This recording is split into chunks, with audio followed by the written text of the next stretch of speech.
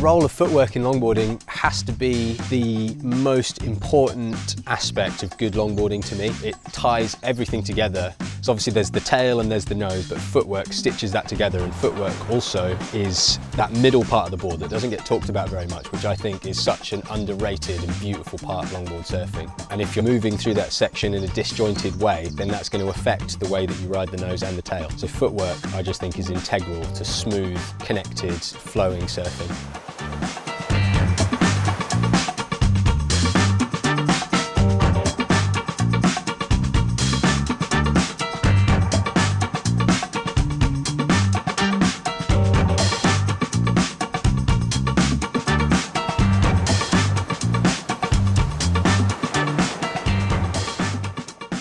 Welcome to Longboarder magazine. We're in Sand Creed to meet up with reigning British longboard champion Mike Lay. Alongside his exceptional surfing, Mike is also a published poet and magazine editor and a lifeguard. So we're looking forward to finding out more about one of the most dynamic goofy footers in world longboarding. Mike and his wife Frankie have recently had Ennis and have been putting energy into their land, planting trees and growing food. Just behind their house there are incredible lookouts across the whole coast, and I'm keen to ask Mike what attracted him to longboarding in the first place and what influences his style and approach. When I was still learning to surf, longboarding had this glide and symbiosis with the wave, so I felt it was really chasing that feeling of a harmonious relationship with a wave rather than attacking a wave. And I think that stood me in good stead and stood lots of longboarders in good stead when it comes to reading waves and understanding the pocket and power and flow. And then you can take that to a shortboard.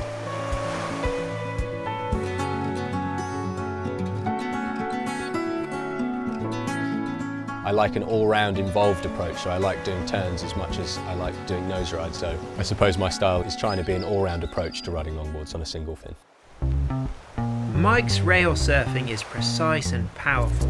He's always deep in the pocket, and his nose riding is incredible, often hanging heels through the most critical of sections. It's that equilibrium of something behind you balancing you out and you standing right on the tip, on the precipice of something, but also moving forward at the same time. It's obviously a unique feeling in surfing and in life, and lots of people equate it to flying. It is a feeling that I love. Another element of Mike's signature style is a radical cross-step turn he does on takeoff. That cross-step turn I do came from riding right-hand point breaks on my backhand and missing that feeling of leaning into a cutback. It's such a different feeling on your backhand, isn't it? You're not engaging the rail like you would on your forehand. So I was watching all these regular foots at Noosa and at the Pass in Byron when I used to travel to Australia, and was just jealous that they could engage their rail fully. Yeah, that's it for me, is being able to almost switch stance and do a cutback that feels like it's on your forehand, but it's on your backhand. Mike's skills attracted the attention of Reef, and a number of years as a professional surfer able to focus on media, magazine and film work.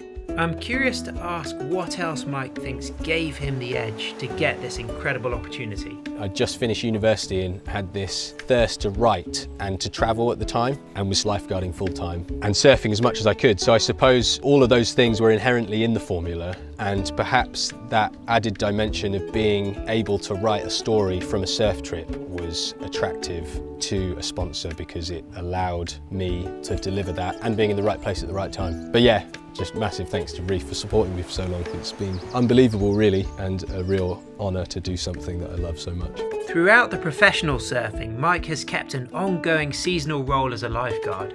It's one of the best jobs for building an all-round human, I think, in this coastal environment. I see how the sand moves, and I see which rocks come and go, and I see how the tide affects the banks and how subtleties of wind direction change wave quality, and I get to spend a lot of time in the sea, and I think that's the biggest thing that lifeguarding has given me. It's given me that intimate relationship with the place. Mike's deep relationship with place has allowed his surfing to flower in a unique way, through brilliant timing and a close connection to moving water.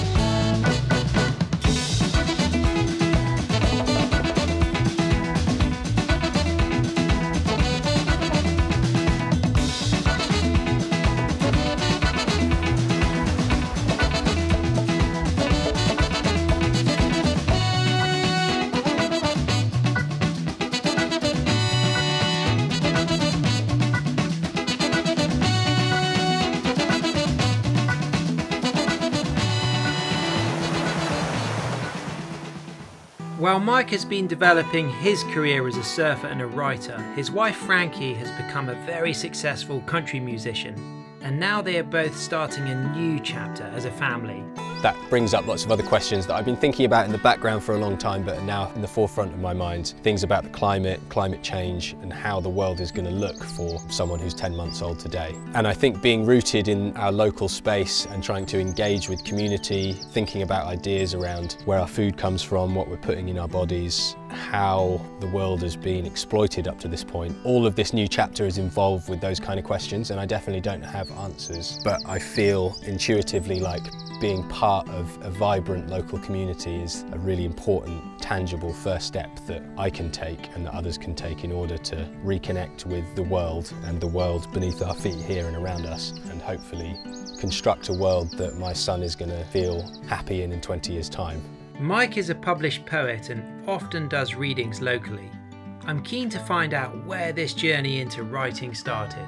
I got into poetry through my creative writing degree, which has since allowed me to understand the world and make sense of the world, nature, my relationships with people. Place is particularly important. I think probably as a result of being fortunate enough to travel a great deal gave me an added appreciation of home. And there's something about West Cornwall that has a hold over people and occupies a special place in their hearts. Past the quiet tree, the boulders at Porthnanvan rumbled the shallow sea.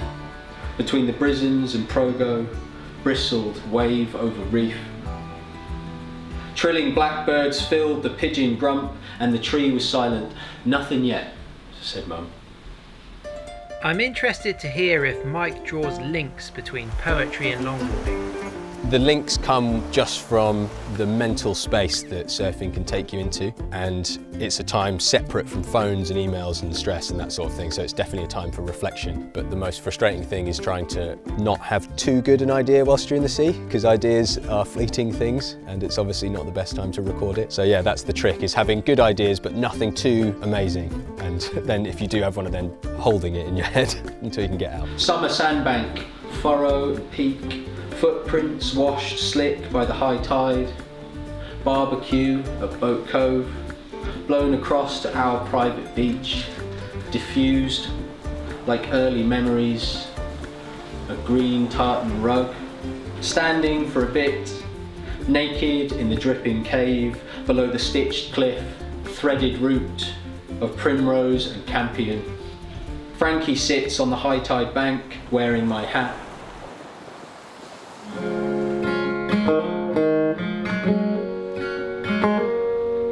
Nobody knows what the future holds for us. Frankie was also performing at this event, and I'm curious to know if her music inspires Mike's surfing. Yeah, Frankie's an amazing musician. That's one of the things that first attracted me to her. She's obviously beautiful, but hearing her sing was a kind of like, wow, I really met the person that I'm going to be for the rest of my life. But what it also does is allows Frankie her time for self-expression. I know surfing is my time for self-expression, and it's important to have that balance in a relationship. And as much time as I spend in the water, she spends writing music and singing and crafting her albums and planning tours. So I'm so grateful that she has got music, because it just makes everything work.